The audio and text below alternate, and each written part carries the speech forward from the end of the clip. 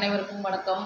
அண்ணாமலையானின் திருப்பாதம் பணிந்து, உண்ணாமலை அம்பிகையின் திருப்பாதம் பணிந்து உங்களை எல்லாம் சிவ சபரிசா ஜோதிட சேனல் வழியாக சந்திப்பதில் மற்றற்ற மகிழ்ச்சி. இந்த பதிவில் ராகு கேது பதிவுகளை பற்றி நம்ம பார்த்துட்டு வந்துட்டுருக்குறோம். இன்று ராகு கேதுகள் நிழல் கிரகங்களான ராகு பகவானும் கேது பகவானும் ஜனன ஜாதகத்தில் எவ்வாறு அமர்ந்திருந்தால் நமக்கு ஒரு நற்பலன்களை தருவார்கள் என்று பார்ப்போம்.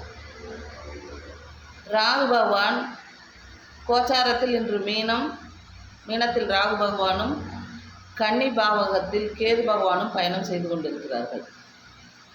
இந்த ராகுவும் கேதுவும் ஜனன ஜாதகத்தில் யாருக்கெல்லாம் கோச்சார ராகுவிற்கு 3ஆம் பாவகத்தில் பவனி வருகிறார்களோ அவர்களுக்கு ஒரு சிறு இடமாற்றத்தை தருவார்.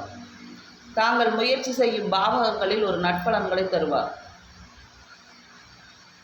இடமாற்றங்கள் அப்படிங்கிறது பார்த்துட்டோன்னா உத்தியோகத்தில் தரலாம், வீடு மாற்றங்கள், இந்த மாதிரி ஏதாவது ஒரு சிறு இடமாற்றங்கள் அப்படிங்கிறத தருவார். ஏதாவது ஒரு காரியத்துக்காக நம்ம கடுமையாக முயற்சி செய்துட்ருக்கோம். இதுவரைக்கும் தடைப்பட்ட காரியங்கள் முயற்சி பாவகத்தில் இருக்கக்கூடிய பாவகங்கள் என்னாகும், நமக்கு கண்டிப்பாக ஒரு நற்பலன்களை தரும். சரிங்களா? அதனால் ராகுவும் கேதுவும் நல்ல பலன்களை தருவார்கள். 3ஆம் பாவத்தில் கோச்சார ராகுவிற்கு ஜனன ராகு 3ஆம் இடத்தில் இருக்கும் இடத்தில் கண்டிப்பாக நமக்கு ஒரு நற்பலன்கள் உண்டு. சிறு இடமாற்றம் ஒன்று, முயற்சி செய்யும் காரியங்களில் வெற்றி உண்டு. அதே சமயம் சகோதர வகையில் ஒரு இடர்பாடுகளை கொடுப்பார்.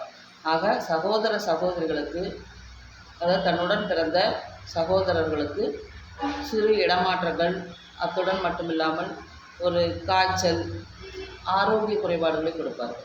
அதனால் சகோதர வகையில் மட்டும் கவனமாக இருக்க வேண்டும் என்று கூறி வாய்ப்பு கொடுத்த அண்ணாமலையானுக்கும் உண்ணாமலை அம்பிகைக்கும் நன்றி. சிவாய நம. திருச்சிற்றம்பலம்.